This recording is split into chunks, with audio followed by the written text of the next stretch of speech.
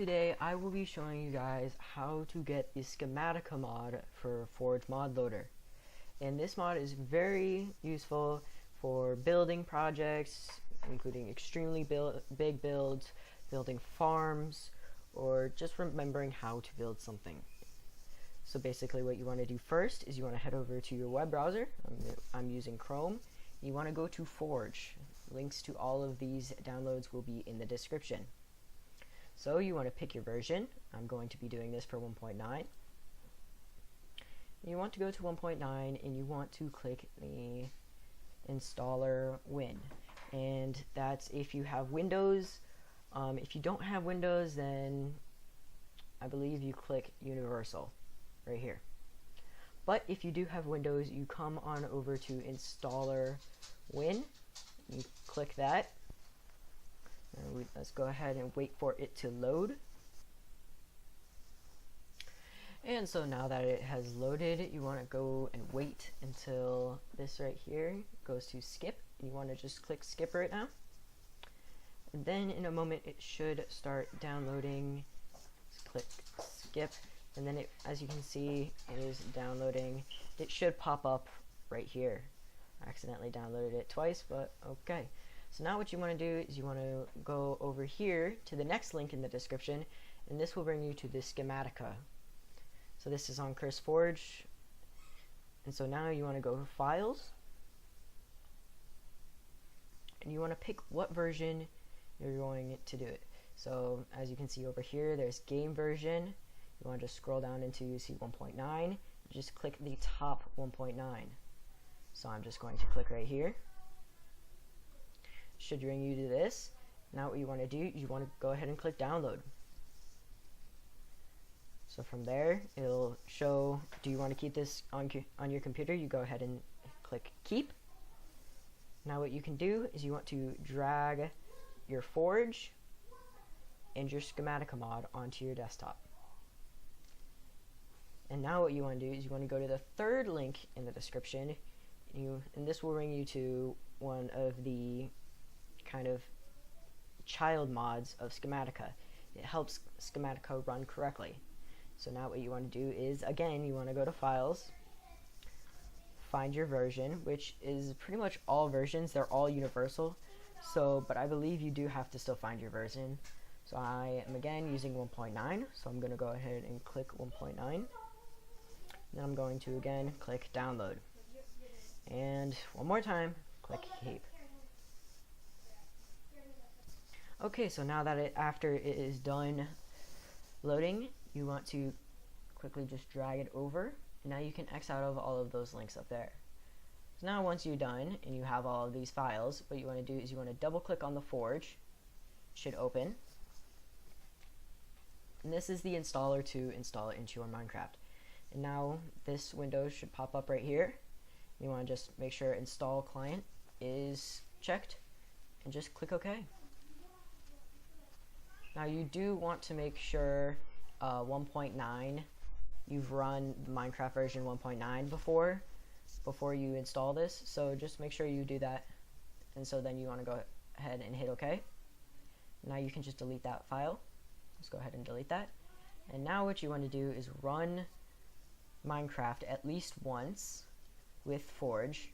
Now I've already done that, so I'm just going to quickly skip that. What you want to do is you want to come and you want to do the Windows key and R at the same time, and it should open up Run. You can also alternatively do this by right clicking the little Windows key and then clicking Run. So from there you want to do %app data %.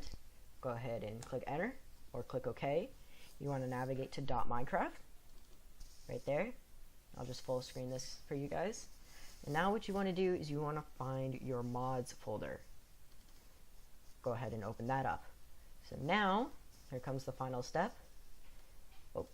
You want to take these two folders and drag them into your mods folder. And there you go. So now you are done, and now I will show you how to use Schematica in just a second. Okay, now that you are in the game, you should see the front screen, and down at the left bottom corner, you should see 5 mods loaded. If you go into your mods, you should see Linatrius Core and Schematica right there. Now, if I join a single player world, right here, there are 1 missing blocks. Yeah, sure. I don't know what that is, but let's just move on. So, now that you are in the world, this is kind of just my test world, so here it is. So I'm just going to go right over here. So, sorry if it is a little bit laggy right now. I don't have Optifine right now.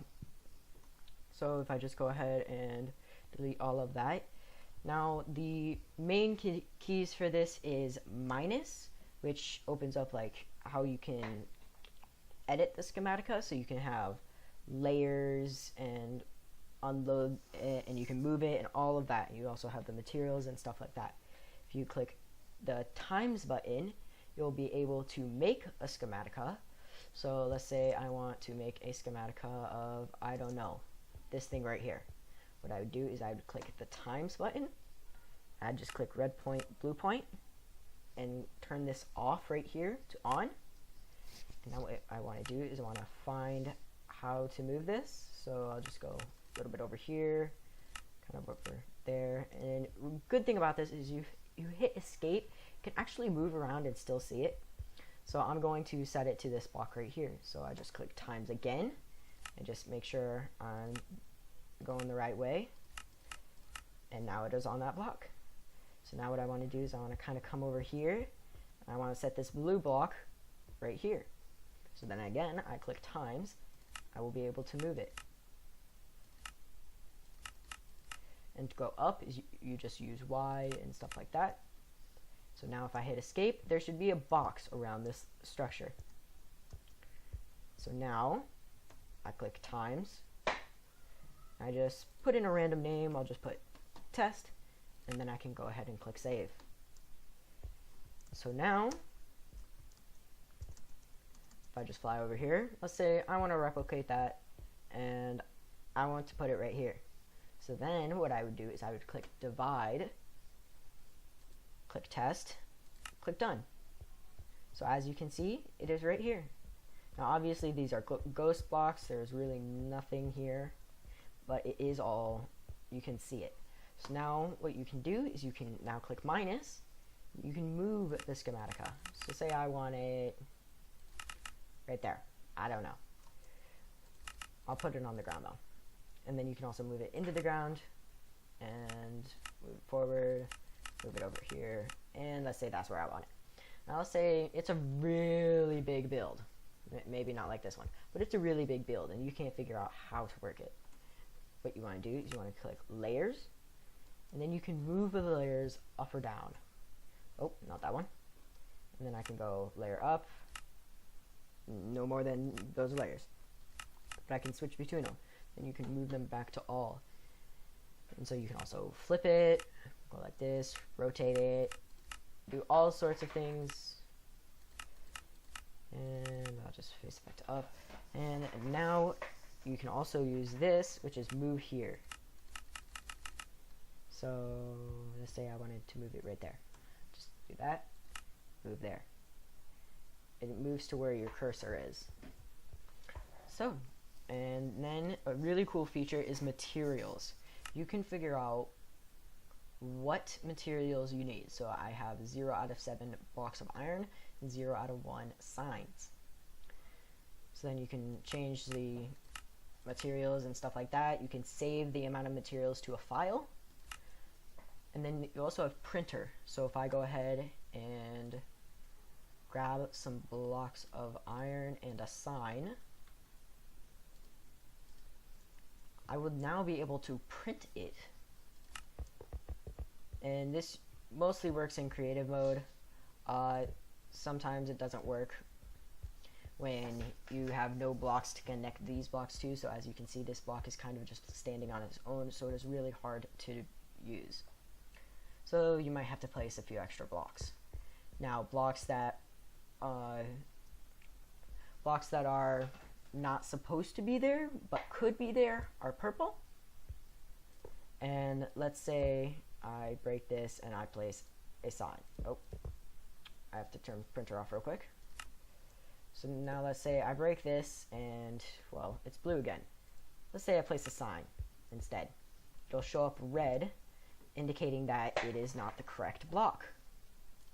Now, I believe if I place the sign like this, as you can see, it highlights orange, which means it is the same block, but it is not placed correctly. This is extremely useful with repeaters. So if I have a repeater set to 4 ticks, if I place a repeater on 1 tick, it will become orange, indicating that it is not the correct amount of ticks. And same with all changeable blocks. So it will go like this instead. And as you can see, it is fine now. So to unload this box, what you simply do is you click minus, you click unload, and you are done. And then to get rid of this, what you want to do is you want to just go to times and click off. And now there's no box around that, and I have an exact duplicate right over here. So I do hope you guys enjoyed this type of video. It was kind of fun to make. I really didn't know how to put Schematica into Forge and stuff like that. So I decided I'd make a tutorial on it for you guys. So I hope you guys did enjoy, and I will see you guys in my next video. Peace.